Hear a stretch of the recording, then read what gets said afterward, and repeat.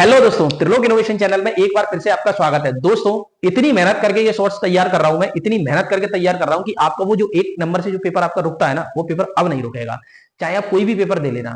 क्योंकि चक्कर क्या होता है ना कि हम पढ़ते तो बहुत है लेकिन उसको सिंक्रोनाइज नहीं कर पाते, और मैं आपके लिए वही काम करने आया हूं कि आपको अपनी पढ़ाई को सिंक्रोनाइज करना है। जैसे कि इंटरलॉक क्या काम करती है, जब हम किसी भी शर्ट पे इंटरलॉक कराते हैं उसकी किनारी पे, तो उसके धागे नहीं निकलते।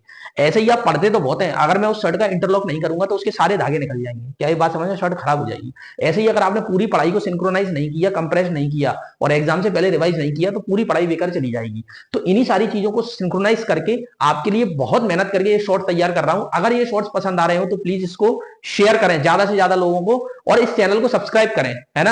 आज हम बात कर रहे हैं जमाने भर की एफिशिएंसी, जो कि आपको दिमाग में पता है, लेकिन जब आप में पेपर में जब डायरेक्ट क्वेश्चन पूछता है तो तोते अच्छे अच्छे के उड़ जाते हैं। चलिए आज हम बात करते हैं एफिशिएंसी इन इलेक्ट्रिकल सिस्टम। सबसे पहले हम बात कर लेते हैं एम्पलीफायर, इन्हीं को टारगेट कर ले। एम्पलीफायर भाई चार टाइप के होते हैं, class A, class B, class A B और क्लास सी। क्लास ए होता है 25 से 50%, क्लास बी की 78.5%, क्लास ए बी की 50 से 78.5% और क्लास सी एम्पलीफायर 90% पे काम करता है। अब हम बात करते हैं ट्रांसफार्मर में, सीधे डायरेक्ट क्वेश्चन आते हैं दोस्तों, घबराने की जरूरत नहीं है। पावर ट्रांसफार्मर की बात करें तो 95 से 98%, ठीक है। डिस्ट्रीब्यूशन की बात करें तो 90 से 95%। आइडियल ट्रांसफार्मर की बात करेंगे तो 100% एफिशिएंसी रहेगी इसकी, ठीक है। अब हम बात करते हैं सारी की सारी मोटर की।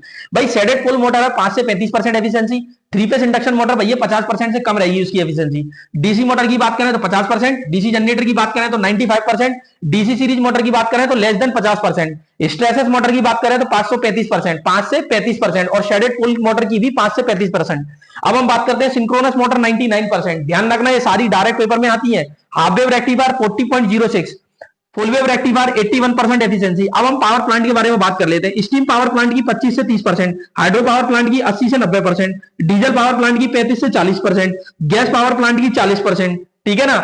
न्यूक्लियर पावर प्लांट की 33 से 37%, पेट्रोल पावर प्लांट 30 से 40%, ठीक है। बायोगैस पावर प्लांट 35%, उसके बाद टाइडल पावर प्लांट 80%। मतलब देख रहे हैं आप मैंने कितनी मेहनत करी है, सारी एफिशिएंसी को एक साथ लिख दिया है। चलिए अब हम बात करते हैं लेड एसिड सेल की। भाई लेड एसिड सेल में अगर हम बात करें तो एम्पियर आवर एफिशिएंसी 90 से 95% होती है, और वाट आवर एफिशिएंसी इसकी 72 से 80% होती है, ठीक है। अगर हम निकल आयरन सेल की बात करें, निफे सेल की, तो इसकी एम्पियर आवर एफिशिएंसी 80% और वाट आवर एफिशिएंसी इसकी 60% होती है। दोस्तों इतने छोटे से टाइम पे इतनी मेहनत करके मैंने आपको एफिशिएंसी का एक टॉपिक, अब आपको जिंदगी में एफिशिएंसी से रिलेटेड क्वेश्चन गलत नहीं होगा, क्योंकि अगर अब ऑप्शन में से बाहर आएगा तो आपको ये पता रहेगा इसकी एफिशिएंसी इतनी, इसकी एफिशिएंसी इतनी।